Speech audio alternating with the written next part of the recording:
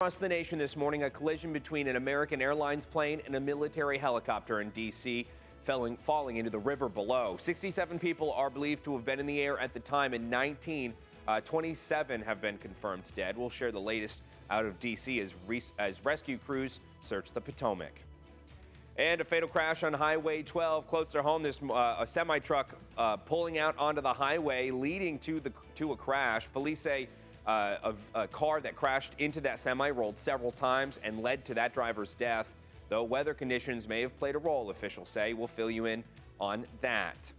We'll have that story and more coming up as you start your day with us right here on Action News. Good Thursday morning, everybody. Busy morning here. I'm Dave Furtado. And I'm meteorologist Jefferson Donovan. And Jefferson, in the world of weather, let's just cut to the chase here. It's been clear skies. I know we are expecting some cloud coverage to work its way into our area today. So kind of break down the timeline. How soon could we start to see those clouds? Yeah, clouds are going to start rolling in as we go into this morning. And then we are going to be looking at the active weather following tomorrow. Plenty of rain and mountain snow coming over the next really 72 to 96 hours. But for today, we are going to be staying dry. To Dave's point, we are just going to notice that increase in clouds. In Yakima this morning, not seeing any kind of weather hazards, but it is another very chilly morning. Right now sitting at 17 degrees. Here's a look at your weather headlines today and going forward. You are going to notice those increasing clouds on this Thursday. Rain and mountain snow will be back in the cards on Friday, as I just mentioned. And then, although lower elevation showers will be fairly spotty, heavy mountain snow is going to continue through the weekend. We'll talk snow amounts and the rest of these weather headlines coming up. Thanks, Jefferson. We begin this morning with some national news. A collision between a regional American Airlines plane and a military helicopter overnight near Washington, D.C. It's triggered a massive search and rescue effort. Both aircraft were transporting roughly 67 people at the time, and we have learned that at least 27 bodies from the plane and one from the helicopter have been recovered. CBS's Natalie Brandt has more on what we know so far. And we do want to warn you, some of the footage you're about to see may be disturbing. Earthcam video shows the moment a commercial passenger jet and an Army helicopter collided in midair just before 9 p.m. near Washington, D.C.'s Reagan National Airport. Both the helicopter and the plane crashed in the river. Now, a frantic search for any survivors in the frigid waters of the Potomac River. It's a highly complex operation. The conditions out there are extremely rough for the responders. It's cold. American Airlines says Flight 5342, operated by PSA Airlines from Wichita, Kansas, was approaching the airport with 60 passengers and 4 crew members on board. I know that flight. I've flown it many times myself, so this is a very personal circumstance. This man told a local CBS News affiliate that he believes his wife was on the plane returning from a business trip. She texted me that they were landing in 20 minutes. The rest of my text didn't get delivered. That's when I realized something might be up. The Army says the Black Hawk helicopter involved, similar to this one, was on a training flight with 3 service members on board. In a statement, President Donald Trump said he's monitoring the situation on social media. He also questioned the actions of the helicopter and air traffic control prior to the collision. I know the president is incredibly concerned about what's happened here today. I'm sure we'll continue to hear more from him. Multiple agencies are investigating the incident, including the Pentagon, FBI, Federal Aviation Administration, with the National Transportation Safety Board taking the lead. Natalie Brandt, CBS News, Washington.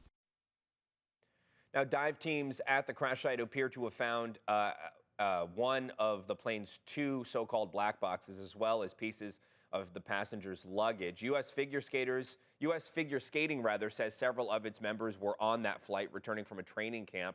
The CEO of American Airlines has expressed deep sorrows over the incident and says his company will cooperate with the investigation. Officials are now switching to recovery efforts.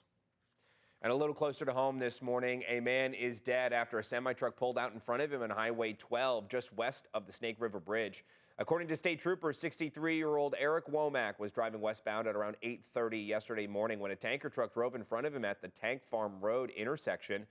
The 2 vehicles crashed, causing Womack's vehicle to roll several times. Troopers say he wasn't wearing his seatbelt at the time of the crash, and because of extremely foggy conditions, it's possible the driver of the semi didn't see Womack coming.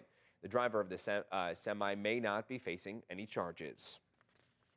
And a man accused of crashing into a church Tuesday night and then trying to flee on foot is facing a number of charges. Yakima police say a traffic officer was following a vehicle that was driving erratically, and when the officer turned on his emergency lights to pull the vehicle over, the driver sped away and crashed into Trinity Baptist Church on the corner of Tieton Drive and South 13th. You can see the damage to the church and the tire marks on the sidewalk. Police say the driver admitted to being on methadone. He's now facing charges of eluding, DUI, hit and run, and obstruction of justice. You'll need to plan for your travels to take some extra time if you go over the Interstate 82 Yakima River Bridge using the westbound lanes. A semi-truck crashed into the bridge early Tuesday morning. This forced crews to close all of the lanes to assess the damage. Inspections revealed that the crash bent diagonal trusses that support the weight of the bridge. Bridge preservation specialists from Olympia were called in to evaluate the damage and determine a safe reopening plan. After removing the truck and cleaning up the fuel spill, one lane reopened by Tuesday evening. Currently, the left lane closest to the damage remains closed, with the two right lanes open for traffic. We understand that, anytime we have to close lanes, it's going to be a disruption to travelers, especially during the morning and evening commute. So we just advise drivers to make sure that they are giving themselves at least 15 to 20 extra minutes to get to where they need to go. WashDOT will provide updates as the work progresses, but you can expect further delays in the coming days. And with some other road closures planned for a construction project, both lanes on the south side of Fruitvale Boulevard between River Road and North 34th Avenue will be closed starting today for two new roundabouts to be built. Detours will be posted and the closures are required for phase 1 of the project. Phase 2 is expected to begin May 12th when crews will switch to the north lanes of Fruitvale Boulevard and reopen the lanes on the south side. The project is expected to be completed by August. Switching gears this morning, Damon School District in Kittitas County is asking voters to approve a replacement levy to continue educational expenses. The property levy covers things underfunded by the state, including salaries, benefits, technology, curriculum, facility, and grounds maintenance, field trips, and other expenses. The current levy rate for Damon is 90 cents. If approved, the levy amount will be 74 cents in 2026, rising to 96 cents in 2028. Ballots for the special election were mailed out January 21st, and they must be returned by 8 p.m. Tuesday, February 11th. As for the current levies and bonds for other area districts, it's $3.44 for Ellensburg, $2.88 for Kittitas, and $2.19 for Thorpe. And sticking with education, Central Washington University has appointed Rodrigo Renteria Valencia as its new Dean of Graduate Education, Research, and Strategic Initiative. A longtime faculty member in the Anthropology and Museum Studies Department, he brings over 2 decades of international research experience with a focus on semiotics and political ecology in indigenous communities. Renteria Valencia previously served as interim associate dean, where he emphasized collaboration and innovation in graduate studies. University officials say his leadership will play a key role in expanding access to higher education and shaping the future of research at CWU. And Sunnyside city leaders are trying to come up with ways to pay for the operations of the city pool this summer. One option being discussed is a utility tax hike.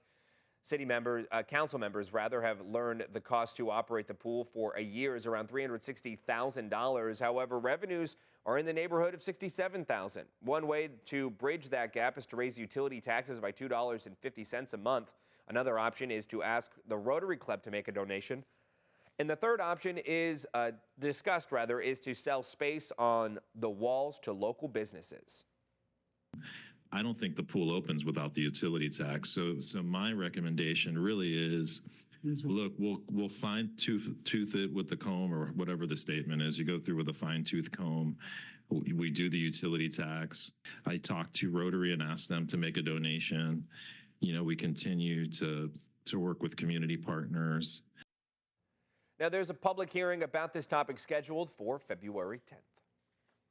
Now, Jefferson, let's jump right over to weather here, because this is the day the change really starts to happen here, because I know that even in the coming days, there's potential for precipitation, Right. snow even in some areas. So kind of walk me through the change today and how significant is it? It's not really going to be that significant today, but you're just going to kind of notice it. As you look up in the sky, we're not going to see those clear skies that we have noticed over the last couple of days. Clouds are going to be on an increasing trend. And with those clouds, or I should say, these clouds are just the foreshadowing of what is to come as we go Friday and through the weekend. But for today, still going to be a dry day, still fairly pleasant if you get outside. It's just not going to be abundantly sunny. High temperatures are going to range anywhere from the upper 30s to mid 40s. We will talk about the precipitation arriving tomorrow straight ahead.